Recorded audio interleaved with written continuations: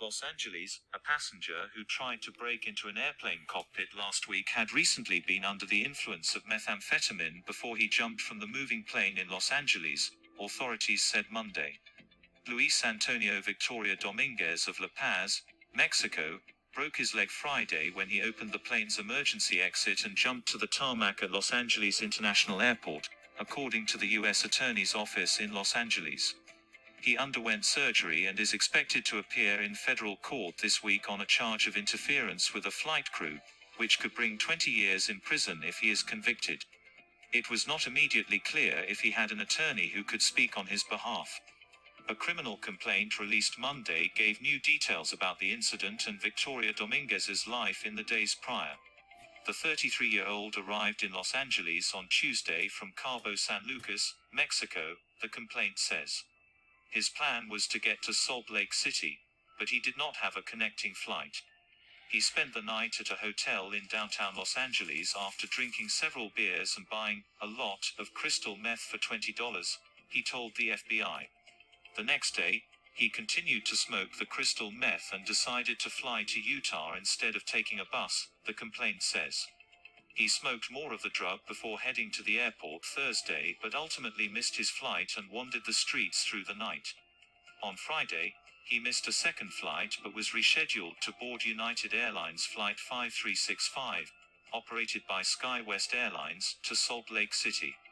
Victoria Dominguez took his seat and began to doze as he was coming down from all the drugs he had used the last couple of days, the complaint says. The passenger sitting next to Victoria Dominguez told authorities that he kept looking around and fidgeting. He asked her where she was going, and she said it was not his business. She said he then whispered to her that he needed to get off the plane and was going to jump out. "I'm serious," he said.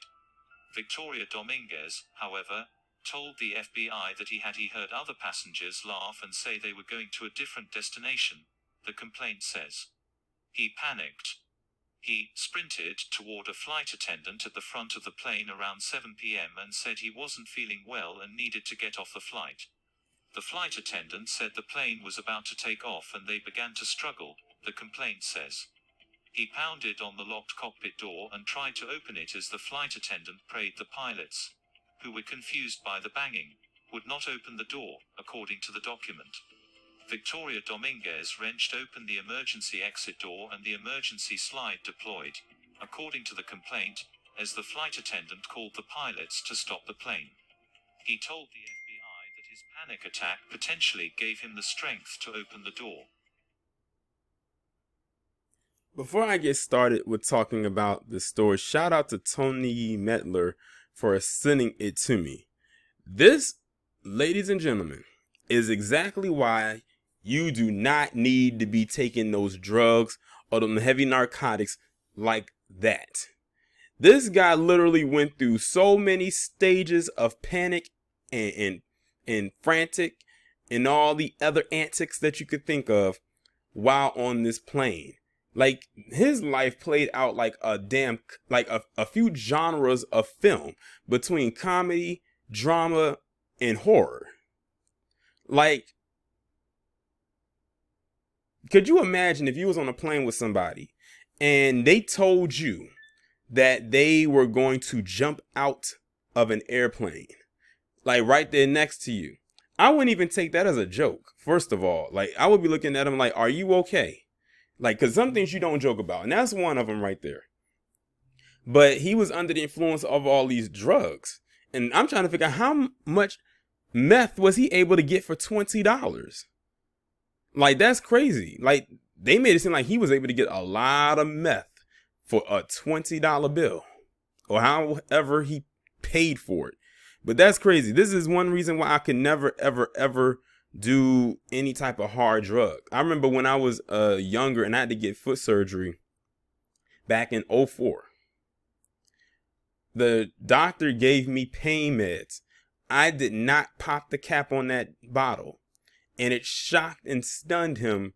He says, in all my years of doing this type of surgery, orthopedic surgery, because I think he was an orthopedic surgeon, he said I had never came across a patient that never took not one pain pill that was prescribed.